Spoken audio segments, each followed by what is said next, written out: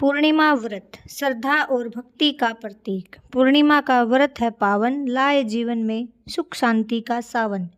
नमस्कार दोस्तों, आज इस वीडियो में हम आपके लिए पूर्णिमा व्रत कथा लेकर आए हैं। प्राचीन समय की बात है। एक नगर में एक साहूकार रहता था। उसके पास धन संपत्ति की कोई कमी नहीं थी, लेकिन उसे संतान सुख प्राप्त नहीं था। साहूकार और उसकी पत्नी बहुत दुखी रहते थे। एक दिन उन्होंने किसी साधु से अपनी समस्या बताई। साधु ने उन्हें पूर्णिमा का व्रत रखने और भगवान विष्णु की पूजा करने का उपाय बताया। साहूकार और उसकी पत्नी ने श्रद्धा और विश्वास के साथ पूर्णिमा का व्रत करना शुरू कर दिया। वे हर महीने पूर्णिमा के दिन स्नान करके भगवान विष्णु की पूजा करते, कथा सुनते और गरीबों को दान देते। कुछ समय बाद उनकी भक्ति रंग लाई और उनके घर एक सुंदर पुत्र का जन्म हुआ। समय बीतता गया और उनका पुत्र बड़ा हो गया। एक दिन व्यापार के लिए बाहर गया, लेकिन रास्ते में उसे कई कठिनाइयों का सामना करना पड़ा। तभी उसे अपने माता पिता द्वारा किए गए पूर्णिमा व्रत का स्मरण आया।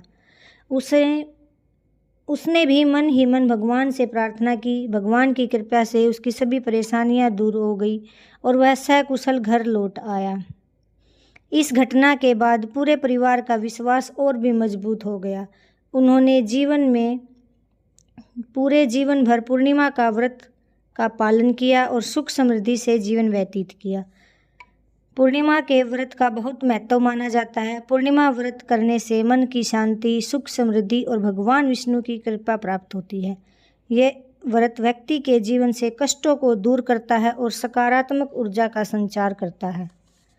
पूर्णिमा व्रत बहुत ही उत्तम होता है। संतान की दीर्घायु के लिए या किसी की कुंडली में कोई दोष है, कोई दशा चल रही है, तो यह व्रत किया जाता है। इस व्रत में ध्यान यह रखना होता है कि पूरे दिन आपको फलाहार लेकर व्रत करना होता है। शाम को जब चंद्रोदय हो जाए तो चंद्रमा को अर्घ दिया जाता है। दूध में थोड़ा जल, अक्षत डालकर, थोड़ा मीठा डालकर चंद्रमा को ओम सोम सोमाय नमः बोलते हुए जल दिया जाता है। ओम सोम सोमाय नमः। शाम को चंद्रमा की पूजा होती है और चंद्रमा की पूजा से पहले शिव जी की पूजा जरूर करनी होती है।